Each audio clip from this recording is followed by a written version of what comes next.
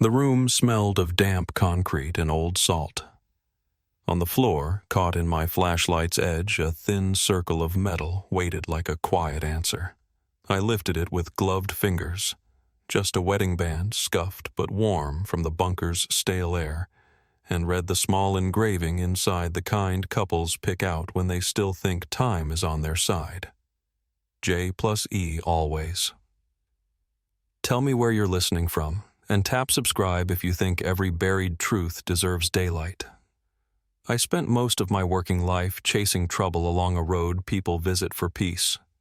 The Pacific Coast Highway doesn't really run. It breathes long tidal breaths against cliffs that look carved with a blade. In those years, my days started before sunrise.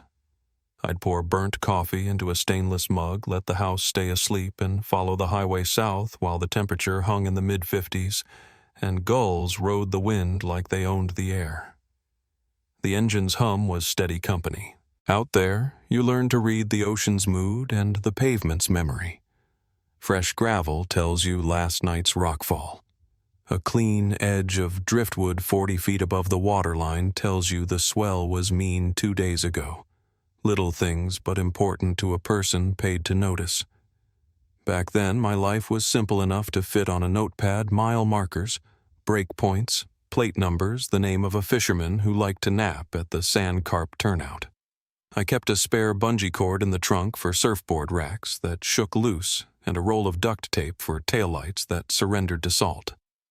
When I had paperwork, I parked near a pullout where wild mustard met sage windows down radio low. The road would keep moving around me, tourists in rentals, locals in dusty pickups, a lone trucker easing downhill with his hazards blinking slow. On good days, the only sound louder than the surf was my pen. Summer on the Central Coast has its own rhythm. The sun doesn't rush. Mornings hide in marine layer afternoons, invite heat without cruelty. Nights carry a clean chill that finds your knuckles.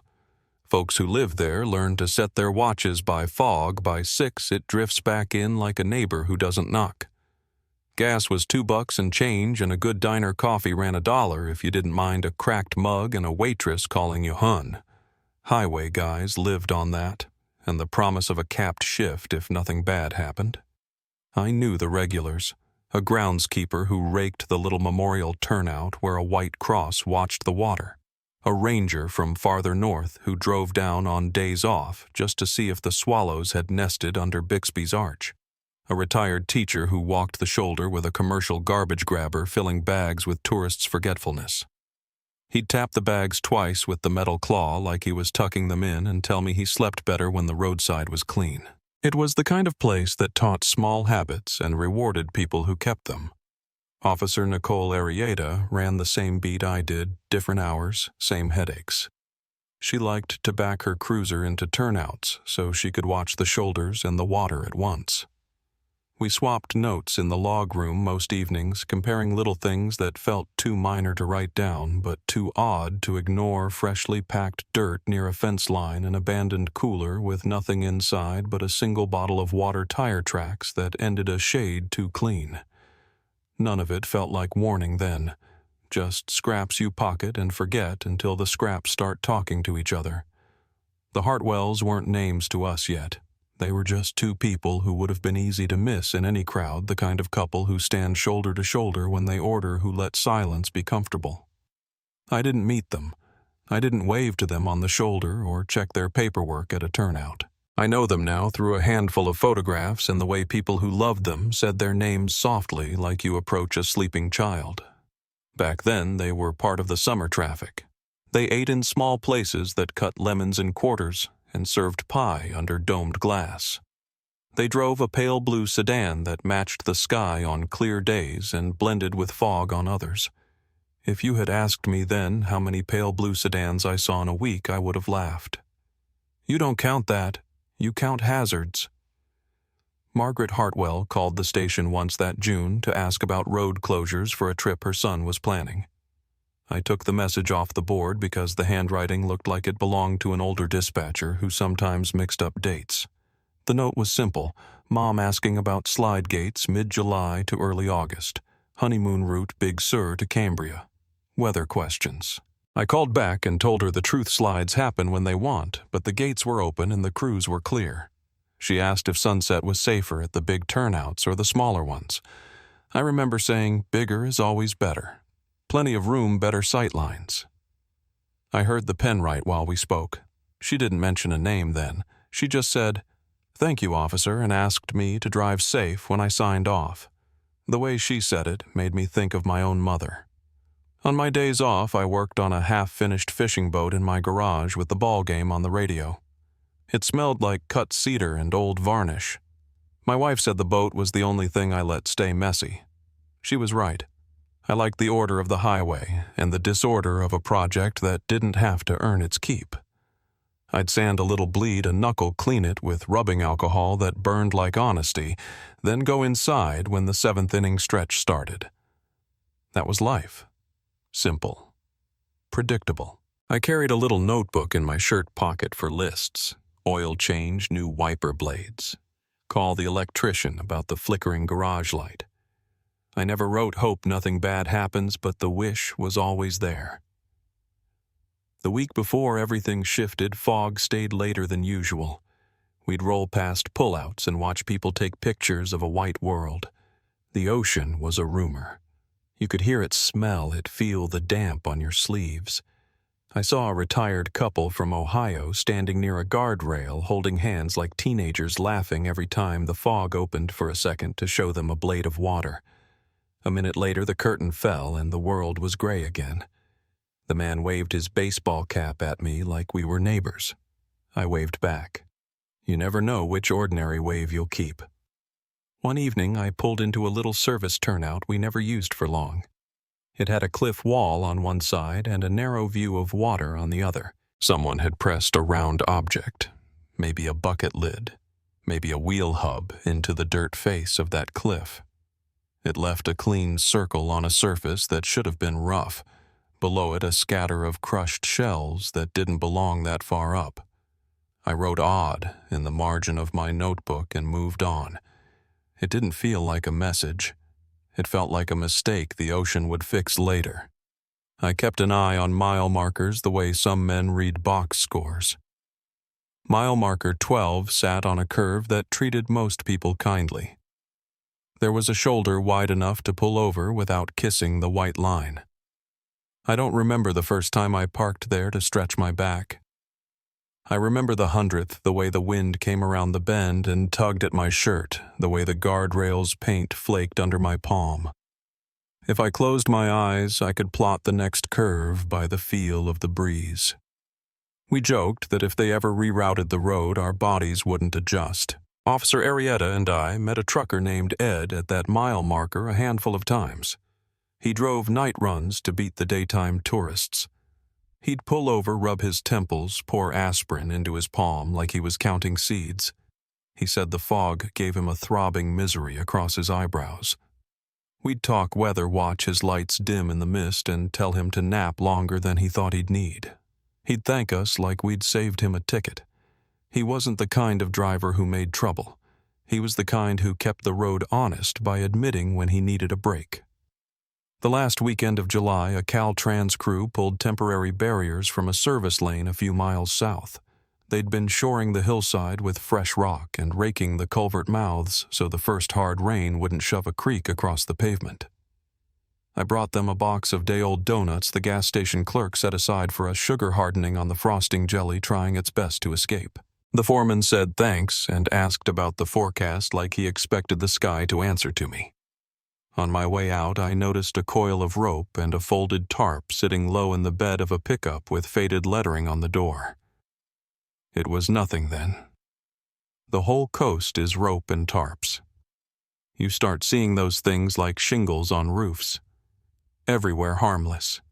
If you want to know what quiet felt like before the break, stand on the shoulder at sunset and listen for what's missing. There should be laughter from a car with the windows down. There should be a camera shutter, the cheap click of plastic. There should be a breeze that finds the back of your neck and makes you think about hot soup. That last evening I heard all of it. I saw a couple pull into a scenic overlook 3 miles south just a beat and lean against the hood while the sky went from copper to pewter. I couldn't tell you their faces. For me, most love in the coast looks the same from a distance, two shapes close enough to share a coat. The world felt whole. It's a dangerous feeling when you work a job that depends on cracks. We kept our routines. After the late shift, I'd bring home grocery store fried chicken and a tub of coleslaw that always leaked by the time I reached the porch. My wife would laugh, put the tub in a real bowl, and hand me a towel for the mess. Our porch light ran hot and yellow and made the moths look like snow. We'd eat and talk about whether the tomatoes needed more sun. In the background, the ball game would wheeze along AM radio, finding and losing the signal with the wind. Late one night, the phone on the kitchen wall rang and then stopped before I could reach it, a short burst like a cough. I checked the line. Nothing. I thought of the old power pole at the end of our street. In a coastal town, you blame weather before you blame malice. I jotted phone glitch on the notepad by the fridge and drew a square around it to remind myself to mention it to the phone company. The square is still there in my mind, heavy pencil marks deep in the paper fibers. On the morning the ocean rested more than it should have, fog lay flat across the water like a blanket pulled tight. I left early tires whispering over damp pavement coffee too hot to drink. The radio murmured about a cool front and a chance of early cloud breaks. The highway wore that gray that softens everything: fences, rocks, mistakes. I nodded to a maintenance truck idling at a gate that should have been locked and wasn't. A gull stood on the sign like a letter that knew more than it could say. I drove past mile marker 12, slow eyes on the shoulder out of habit. The guardrail threw back a dim shine. The turnout looked orderly, the kind of neat that never makes your pulse jump. Farther down the curve swallowed the road, and the sound of my engine with it. Behind me, the porch light at home would still be faintly warm from the night. Ahead, a line of headlamps glowed like distant campfires, unhurried, ordinary. Somewhere between those two small comforts, the day opened its hands and let something slip. I didn't know it then. I only remember checking my mirror and expecting to see taillights crest the bend behind me, red beads on a gray string, then watching nothing appear. The fog held its breath. The road stayed empty longer than it should have, and the phone in my cruiser, reliable as sunrise, sat quiet on the seat beside me. That morning began like any other on the coast, gray light rising slow through the fog, the Pacific breathing steady against the rocks below. I was halfway through my first patrol cup of coffee when dispatch called about a car that hadn't moved in hours near mile marker 12. Nothing urgent in the tone, just one of those routine welfare checks that fill a slow morning. I turned south, the radio murmuring faintly, tires whispering over the damp pavement. Even after all these years, that drive still feels quiet in my bones. The ocean on my left, the cliffs pressing close on my right, everything caught between the two like a held breath. By the time I saw the blue Toyota on the shoulder, the fog had thickened enough to make the sunlight look pale and tired. It sat neat as a picture, the kind of careful parking job that makes you think someone's just stepped out for a photograph. I pulled in behind it, killed the siren flash, and sat for a moment, just listening. The surf below was a low, even roar, and somewhere above me, a gull called once and went silent. When I stepped out, my boots sank slightly in damp gravel. The car was spotless, no dents, no mud on the tires, no sign it had been here through the night. I touched the hood, still warm but cooling. The inside looked almost staged. 2 phones on the center console, sunglasses on the dash, half-empty bottles of water, and 2 wallets tucked neatly in the driver's side pocket. IDs faced up like someone wanted them found. It was the absence that made my skin crawl. No keys, no prints in the gravel, no footprints leading away. The trunk was locked. I called it in, requested a tow standard procedure, but even as I said the words, I knew this wasn't standard. The way that car sat, it didn't look abandoned. It looked waiting. I walked 50 yards in both directions, checking the drop-off and the cliff wall. Nothing but damp air and the faint scrape of wind dragging through sage. When I came back, I looked again at the cliff face behind the turnout. The dirt there was soft from the previous week's drizzle, a mix of ochre and gray. Embedded near the center was a faint circular mark, as if something flat and heavy had been pressed against it not long ago. I knelt, brushed the surface with my glove, found a few crushed shells, tiny brittle things that didn't belong 40 feet above the shoreline. I took a photo with the work camera, logged it, and didn't think much more of it at the time. Just another odd note in a world full of them. By the time the wrecker arrived, the fog had started to lift. You could see the blue of the water cutting through the mist in streaks, a beauty that didn't fit the scene. I signed the release papers, watched the driver hook the winch, and stood there longer than I needed to. It's strange what your instincts pick up before your mind does. The highway looked calm, almost empty, but something about the quiet pressed down too heavy. When I left, I told myself it was just the hour the coast always feels loneliest before lunch. But deep down, I already knew something about that morning was wrong. By noon, their names were on the wire. James and Emily Hartwell, married, 12 days last seen the previous evening, leaving a restaurant in Big Sur. When I saw the photo that went out with the bulletin, I had to sit down.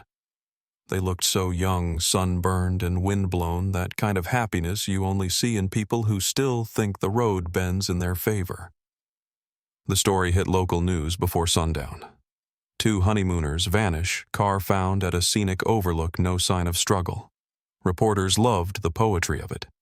2 people swallowed by the coast. For us, it just meant long nights of search grids, tide charts, and paperwork that smelled faintly of salt. Over the next week, teams combed every inch of shoreline within 10 miles north and south.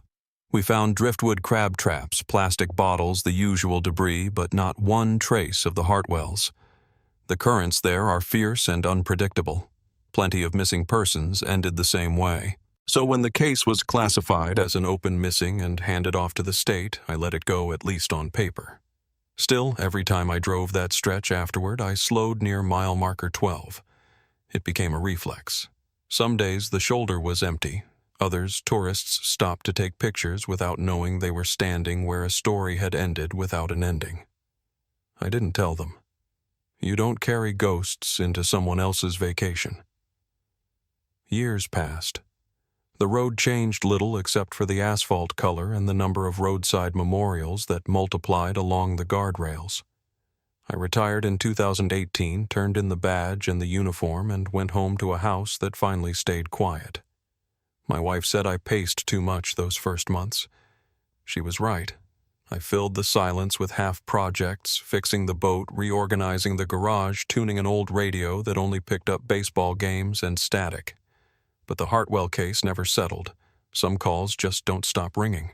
Every so often I'd pull out the file I'd kept a copy of against protocol, but habit makes a man human and look through the photographs. The cliff, mark the shells, the neat placement of the car. It didn't add up. None of it ever had. In July of 2023, I drove down to Ventura County to drop off some fishing permits and found myself near the old archives building. The place smelled like mildew and burnt coffee. I told myself I'd just stop in, see an old friend in records, maybe check if they still had the Hartwell file. The clerk pointed me to a drawer marked 2005 Incidents Coastal Sector. I tugged it open and found it stuffed with everything from deer collisions to minor thefts. No Hartwell file. I tried the next drawer. Nothing. On the third try, wedged sideways behind a folder labeled Wildlife Hazards, I found it Redwell folder, faded lettering.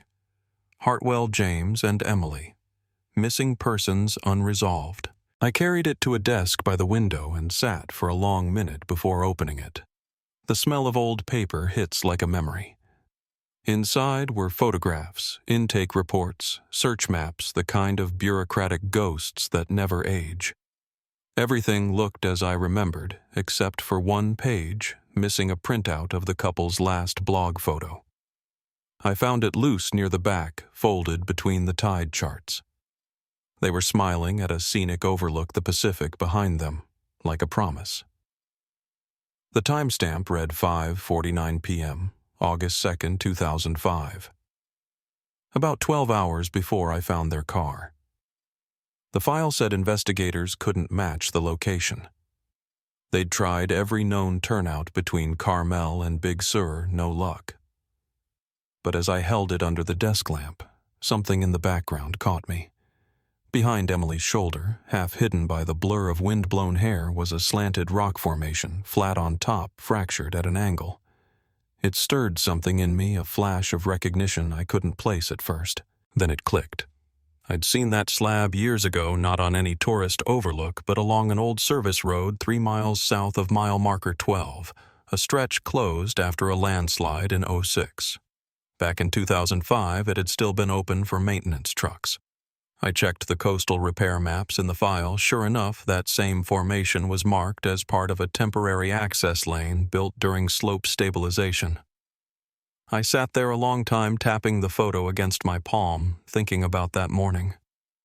If the picture was taken there, then everything we believed about where they vanished was off by miles. They weren't at mile marker 12 when they disappeared. They were south on a stretch that shouldn't have been accessible to tourists unless someone took them there. The idea worked under my ribs like a pulse. I didn't call anyone. I just folded the photo, slipped it in my pocket, and left. The next morning, I drove out before sunrise. The fog was low again, pressing soft against the glass. I turned off at the old barricaded gate near marker 11.9. The chain was rusted, the padlock gone. I parked, climbed over, and started walking. The service road was narrow, barely more than a scar along the hillside, overgrown with coastal sage and coyote brush. Every few steps, the gravel gave way under my boots and slid toward the drop-off. I kept my eyes on the curve ahead, and when I rounded it, there it was, the fractured slab of rock from the photo, angled exactly the same way a piece of the coast frozen in time. I stood there, wind cutting through the quiet. And that's when I saw it lying half buried in sand at the base of the rock, a warped, sun-bleached ring of metal about the size of a camera lens. I crouched, brushed the dirt away, and held it up. The inscription was faint, but I could read it: Canon 58mm UV Japan. I didn't need the database to tell me. The missing electronics report in the file had listed that exact brand and model. Their camera had never been recovered. My hands shook, not from fear, but from a kind of recognition you can't explain the moment the past stands up and looks back at you. I wrapped it in a handkerchief, pocketed it, and stood there watching the fog move inland. For 18 years, everyone believed they vanished at mile marker 12. But the photo, the lens, it meant someone had moved the car, staged it. Someone who knew those roads, maybe even worked them. The thought didn't bring relief. It brought weight. I drove home slow, every curve of that highway feeling different now. The beauty people travel from across the world to see suddenly looked colder, like the ocean had been hiding a truth it wasn't ready to give up. That night I sat in my garage beside the half-built boat, the lens on the workbench, my radio, murmuring the last innings of a game I wasn't listening to. The Pacific breeze pushed through the open door carrying salt and the faint hiss of far-off waves. I thought about Emily's handwriting on her travel blog, cheerful notes about the fog, the food, the sunsets. I thought about James, the way his arm circled her in every photo like he was making sure the world didn't take her too soon. And I thought about that morning in 2005, the quiet car, the missing keys, the mark in the cliff wall. None of it felt accidental anymore. I called a contact still working the department, Detective Eva Reyes, someone younger but sharp with that same persistence I used to have. I told her I had something she should see. She didn't say much, just asked me to send it through official channels. The next day I mailed the lens, the photo, and a short note. Recovered artifact inconsistent with original scene. Possible reevaluation of mile marker 12 as false sight. I didn't expect to hear back soon. But 2 days later, my phone rang. Her voice was calm, but I could hear the edge beneath it. She'd found something on the lens initials scratched faintly into the metal rim. E. Hartwell, 4-5. I didn't sleep much that night. The fog rolled in again, thick and pale, sliding through the streetlights outside my window. Somewhere beyond it, the ocean kept its rhythm, same as it had in 2005. Only now I couldn't shake the feeling that the road I'd driven my whole life was still holding on to something waiting patient as ever for the rest of its story to surface. When I dropped the envelope in the post that morning, I figured that would be the end of it for me.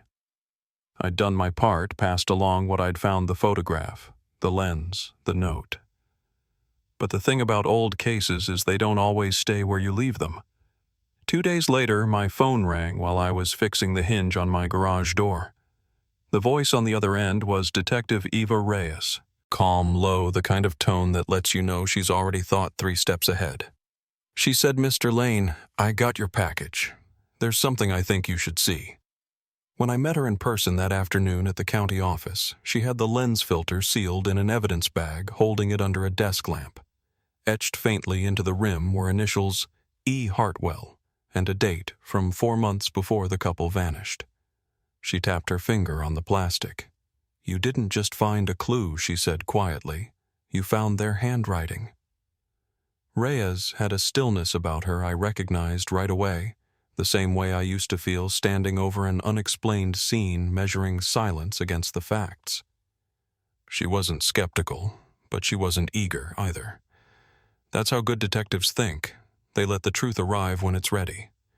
She told me she'd already reviewed the original reports and believed we were looking at something that never got fully processed. The scene at mile marker 12 hadn't been where the crime started. It had been where someone wanted the trail to end. That thought sat between us like a weight neither of us wanted to lift yet. The next day, she drove that stretch herself. I didn't go with her, but later she called from the turnout. I could hear the ocean behind her through the phone, a dull roar under her voice. "You were right," she said. "That photo wasn't taken where they thought. I'm standing at the old service road now. The rock matches exactly." She went quiet for a moment, and I could hear her breathing. "The ground's soft here," she said finally. "Looks disturbed but old. Someone's been back since the last cleanup, though. The brush is bent." Then she asked if I remembered anything unusual about the maintenance crews in that area back in 2005. I told her there'd been a handful of temporary contractors for the landslide work. But one name came to mind: Granger Lewis B. Granger, a local grader hired to stabilize the slope. He worked alone, mostly lived out near San Simeon. When she wrote the name down, something in her tone changed. I stayed up late that night thinking about the old construction crew, the kind of men who worked those roads when the rest of us were home eating dinner. A few were solid, careful, but others cut corners, took cash. Jobs disappeared when the contracts ended. Granger had been one of the quiet ones. Thin, sandy-haired, drove an old green pickup that rattled even when idling. Never gave us trouble, never talked much either. I remember once pulling him over near Ragged Point for hauling unsecured debris. He'd been polite, nervous, even hands trembling just slightly when he passed me his license. He'd said he liked working alone because noise makes mistakes. I hadn't thought of that line in years until Reyes brought up his name. She called me again the next morning. Her team had pulled the county contractor records and found that Granger's license expired a year after the Hartwells disappeared. He'd filed no tax returns after that and never renewed any permits. On paper, he'd simply evaporated. She was heading out to check the old yard listed under his company name, Granger Coastal Repair and Grading, and asked if I wanted to tag along as a consultant. Retired or not, I still carried that itch, so I said yes. We met off a frontage road that led into a dead stretch of dunes where rust eats everything eventually.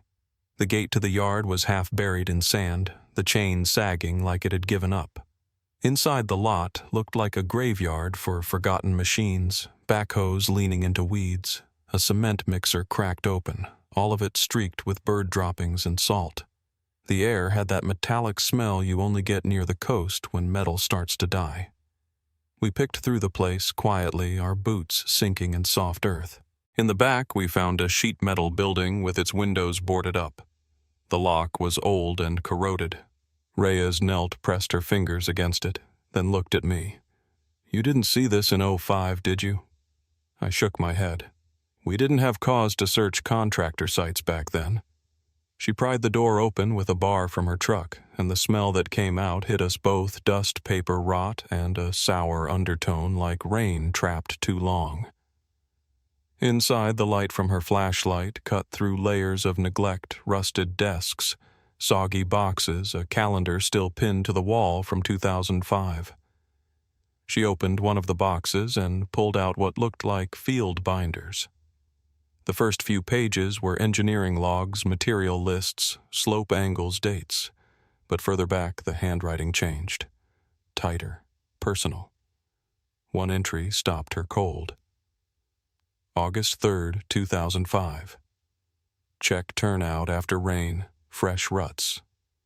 No work scheduled, boot prints past line. Didn't report. She read it twice, then looked at me. He wrote that the day after the Hartwells vanished. There was a moment where neither of us said anything. Outside, the wind scraped a piece of loose siding against the wall, a soft, metallic whine that came and went. She turned the page slowly. Tucked behind the binder was a folded sheet torn from a notebook. On it was a list, 2 names at the top: James Hartwell, Emily Hartwell, and beneath them details like vehicle make, plate number, stops they'd made along the coast. The handwriting matched the previous entry. At the bottom, 3 words written in a darker pen. They knew me. Reyes whispered it out loud, almost to herself. That's when we heard it, the sound of something shifting deeper in the building. She raised her flashlight, motioned for me to stay behind, and moved toward the back hallway. The air back there was thicker, musty. On the floor was a trail of footprints pressed into dust fresh enough that the edges hadn't crumbled. They led to a smaller office at the end of the corridor. She pushed the door open with her foot gun drawn low. Inside was a cot, a few empty cans, a half-filled jug of water, and a jar of peanut butter. Someone had been living there recently. The thought crawled up my spine: either Granger was still alive, or someone else had taken his place. We backed out slow and called it in. Within the hour, county patrol cars lined the road, their lights muted by fog. Forensics went through every inch, bagged the notebooks, the field logs, the water jug. I watched from outside, the cold cutting through my jacket. Part of me wanted to believe we'd finally found the thread that could pull the truth loose, but another part knew what it really meant. Whoever had done this was still out there, breathing the same coastal air we were. That night, Reyes called again. She'd been reviewing the binders, cross-checking names. Turns out Granger hadn't worked entirely alone. One of the logs mentioned a helper B, no last name, just that initial, and an address in Atascadero. Day labor, paid cash. She'd already sent someone to pull the property record, but she sounded uneasy. "You ever get the feeling," she said, "that a case starts watching you back?" I told her, yeah, more than once. She laughed, a quick, tired sound, and said she'd be in touch once they located the man. I didn't sleep. I kept replaying that line on the notebook. They knew me. It stuck like a burr in my mind. Knew him how the Hartwells were tourist strangers to that coastline. Unless they'd met him by chance, asked for directions, maybe stopped near one of his job sites. The simplest answers are often the right ones, but they're also the hardest to face because they mean the danger was ordinary, not extraordinary. By morning, Reyes had tracked the helper, a man named Brendan Marrow, now living in a trailer outside Atascadero. She invited me to sit in on the interview as an observer. The drive inland took us away from the ocean through fields gone brown from summer heat. When we reached the property, the place looked half collapsed. Rusted fencing, a burn barrel smoldering in the back, and the faint smell of something sour in the air. Marrow was sitting shirtless in a folding chair behind the trailer, stirring the ashes with a rod. He barely looked up when we walked over. Reyes kept her tone calm. "Mr. Marrow." "I'm Detective Reyes. This is Mr. Lane. We'd like to ask about Louis Granger." For a long moment, he didn't answer. Then, without looking up, he said, "Lewis is dead." The words came flat, rehearsed. Reyes asked how he knew that. He poked at the ashes again and said, "He told me." She crouched a few feet away, careful not to crowd him. When was that? He stared at the smoke drifting from the barrel, after the girl screamed. That silence afterward felt heavy enough to break the air. Reyes didn't push. She just let the quiet fill until he spoke again. "I didn't know her name," he said. He didn't use names. Just told me what to build. "What did you build?" she asked. "Rooms," he said softly. He called them rooms for the gone. By sunset, Marrow was in custody and the property was crawling with search teams. They found 2 underground chambers, makeshift, reinforced with old plywood and wire. One held only remnants, a splintered chair, a crushed music box, and the word Emily carved over and over into the wall beam. I stood there staring at it, the letters trembling under the flashlight's beam. It's hard to describe what it feels like when a missing name becomes real again, even if only carved into wood. You want to call it closure, but it isn't. It's more like gravity returning after years of weightlessness. That night I drove home along the coast. The fog was thick again, the highway nearly empty. Every guardrail looked like a memory I hadn't earned. Somewhere behind me in the dark hills, a team was digging up a second chamber. And somewhere beyond the headlights, the ocean kept whispering just like it had the day the Hartwells vanished. I rolled the window down and let the cold air in, knowing the story wasn't done yet.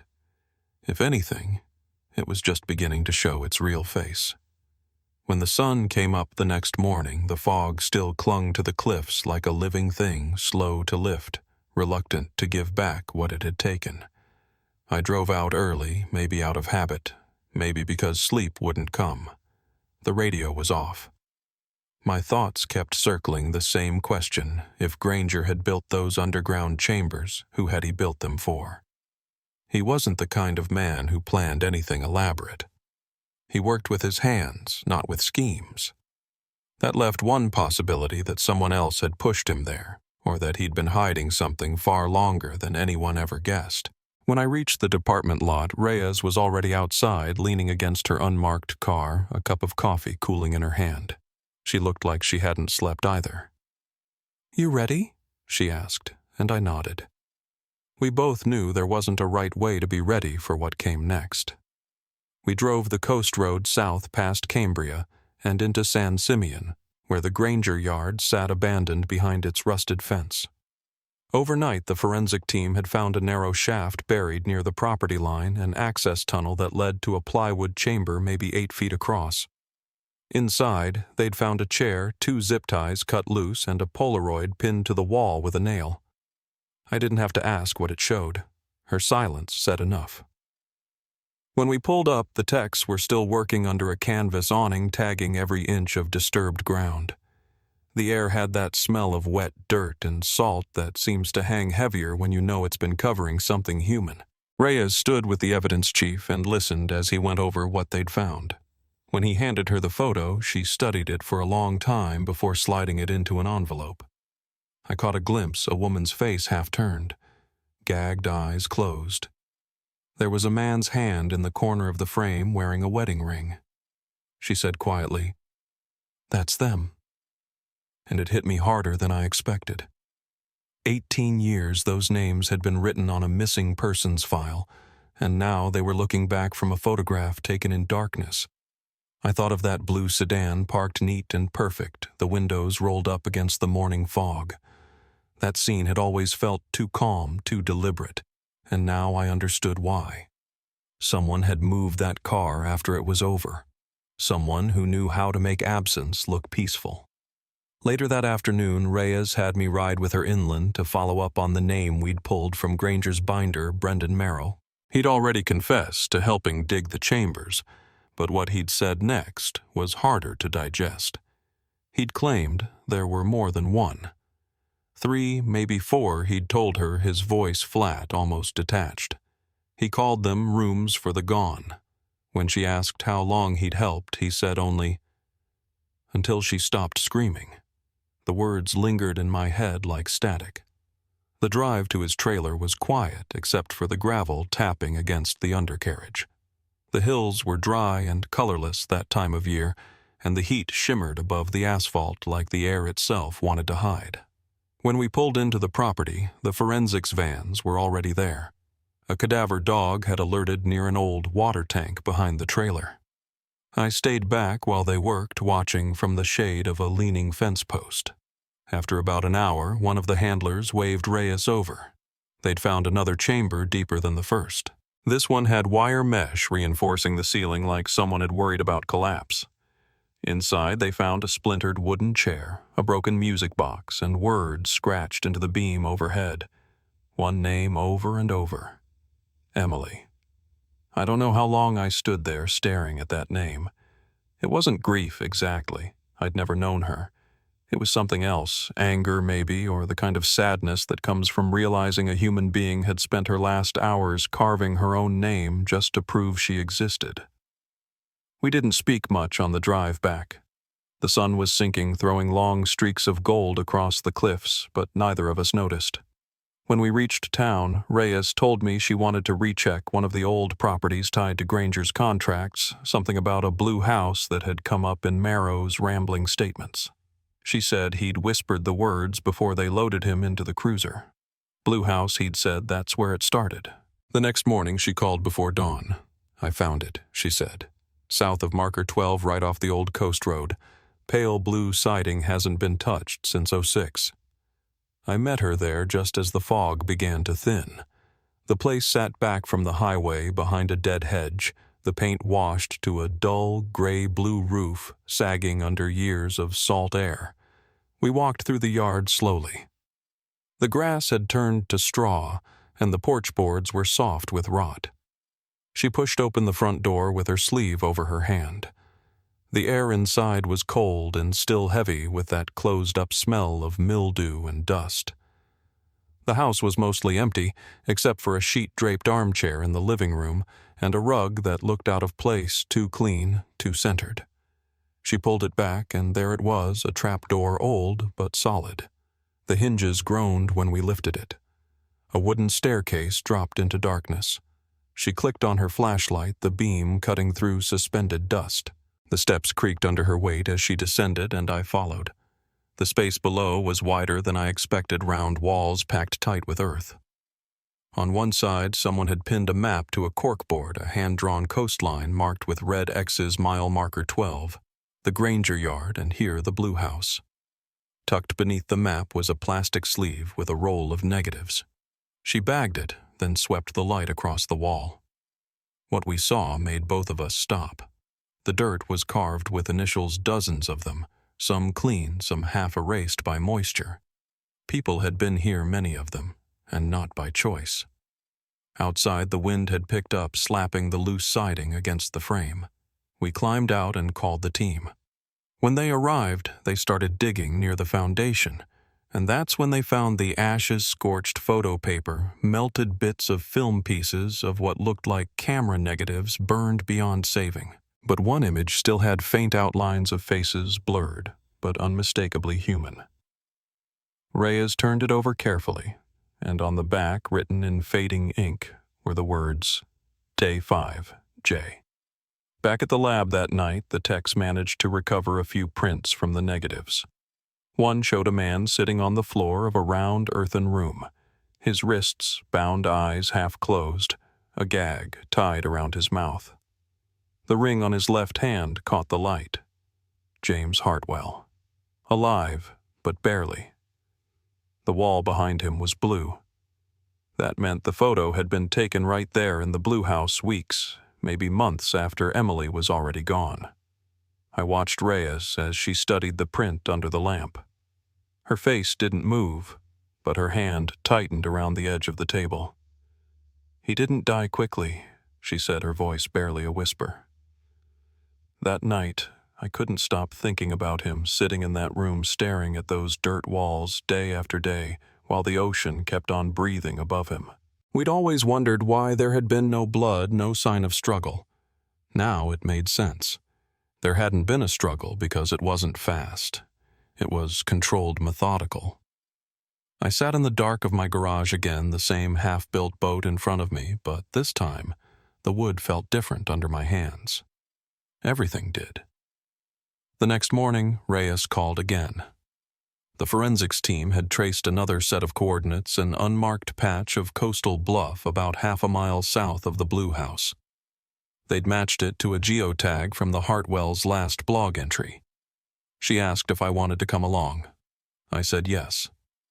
We hiked down a narrow trail that twisted through dune grass until it opened onto a small clearing overlooking the sea.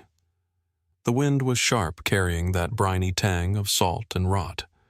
She stopped, crouched, and ran her hand across the ground. "Feel this," she said. The soil was cooler than the air, packed too evenly to be natural. We called it in. 2 hours later, the radar showed a void 6 by 8 feet, inconsistent depth. They dug carefully, the sun climbing higher, the smell of earth thickening as the shovels went deeper. Then the blade hit wood.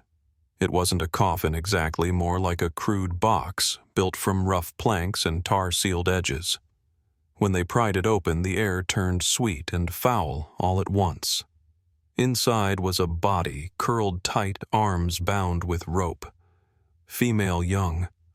A small plastic bracelet still clung to the wrist, blue and white, faded but intact. I didn't need the lab report to tell me whose it was. That evening, Reyes stood in the hallway outside forensics while the tech confirmed what we already knew: dental records matched Emily Hartwell. She didn't say anything for a long time, just kept staring at the floor like she was waiting for something else to break loose. Then she said, "He kept her close. Buried her near where he lived. But he moved the car so nobody would know which road to look down." She glanced up at me. "And James, he was still alive when she died." The quiet that followed had its own weight, heavier than grief, lighter than rage. It was the sound of understanding that didn't bring peace. When I finally left that night, the sky over the coast had turned the color of steel. The highway stretched ahead of me, empty and endless, the kind of road that makes you feel smaller the longer you stare at it. Somewhere out there between those cliffs and the sea, the rest of the truth was still waiting. And as the fog rolled back in thick and white against the guardrails, I knew we were only standing at the edge of it. By the time they uncovered the last chamber, the ocean had gone quiet again. The weather had turned soft gray clouds hanging low over the cliffs, the kind that make sound travel farther than it should. I stood back with Reyes as they brought the remains up one careful shovel at a time. It had been weeks since the first discovery, the Polaroid, the burned negatives, the Blue House, but the gravity of it still hadn't settled. For so long, the Hartwells had been a file, a theory, a question hanging over a stretch of California highway. And now here they were, not lost to the sea after all, but to something far colder, far smaller than the ocean ever was. The coroner confirmed it that afternoon, James Hartwell. His bones showed the breaks we'd already suspected: wrist fractures and old rib injury, but no signs of immediate trauma before death. The report said he'd likely succumbed to starvation and exhaustion, trapped underground long after Emily was gone. The date scratched into the last of Granger's notebooks, November 1st rain, told us what we needed to know. He had kept James alive for nearly a year. Nobody said it out loud, but the silence said enough. The arrest came quietly. They found Granger living under another name, 3 counties inland, renting a converted storage shed behind a feed store.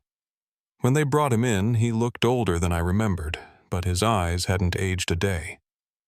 I'd seen that look before, the kind that knows what it's done and doesn't care to explain. He said nothing during interrogation, not when Reyes laid out the evidence, not when she showed him the photos, not even when she said their names. The only thing he asked for was a glass of water. I watched through the glass from the observation room, the hum of the fluorescent light louder than the man himself. During the trial, the prosecution didn't have to reach for theatrics. The evidence spoke in a voice too steady for argument. The carvings, the lens, the fingerprints inside the chambers, the confessions from Marrow. When the verdict finally came, 5 counts of murder, including the Hartwells, and the other cases they'd tied to his pattern, Reyes didn't flinch. She just closed her eyes for a second, then opened them again, steady as always. Granger never looked up when they read the sentence. Life without parole. The room exhaled when the gavel fell, but no one felt lighter. Some verdicts carry justice. Others just end the noise. Afterward, Margaret Hartwell asked to meet us. She was older now, walking with a cane, her voice gentle but certain. She said she'd always known her son hadn't made a mistake on that road. James wasn't careless, she said. He would have stopped to help someone. That's who he was. She told us she'd kept their room the same for nearly 2 decades, not out of denial, but because she wanted the world to remember they'd existed beyond the tragedy.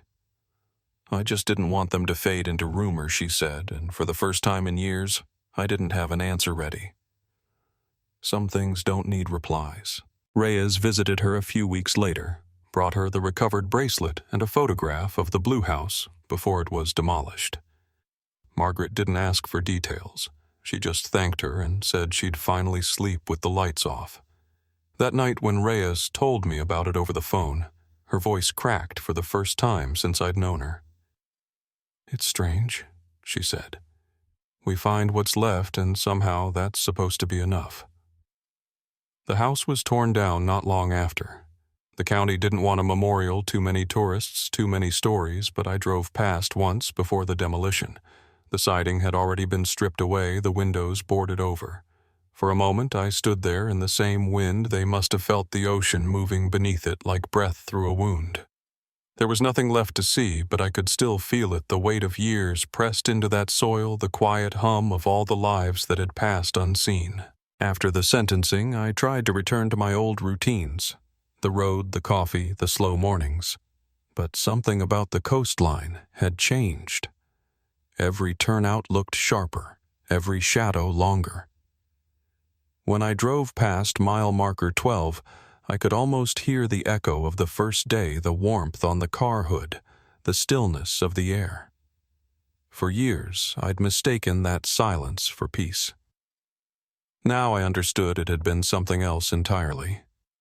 The calm of a story waiting to be found. I stayed in touch with Reyes for a while after that. She transferred north to head up the cold case division, and I settled into retirement for good this time.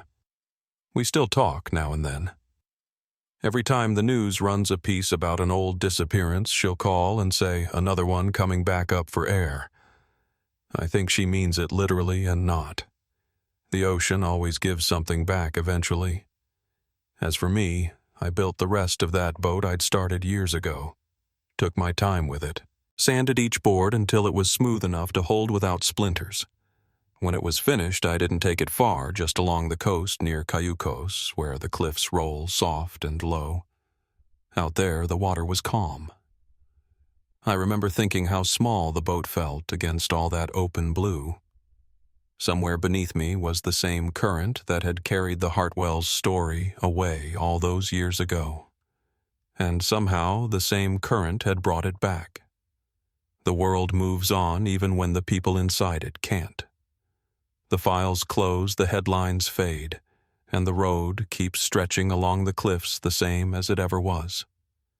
But every time I drive that stretch, I still look at the shoulders, the guardrails, the empty turnouts. It's not superstition, it's respect. Every missing person, every unmarked case, every quiet morning holds a chance for something to rise again from the dark. Sometimes it's evidence. Sometimes it's truth. And sometimes it's just memory surfacing long enough to remind us that peace was never meant to be permanent. I keep the Hartwells' photo on my desk, the one they took before everything went wrong. They're standing close faces, sunburned eyes bright.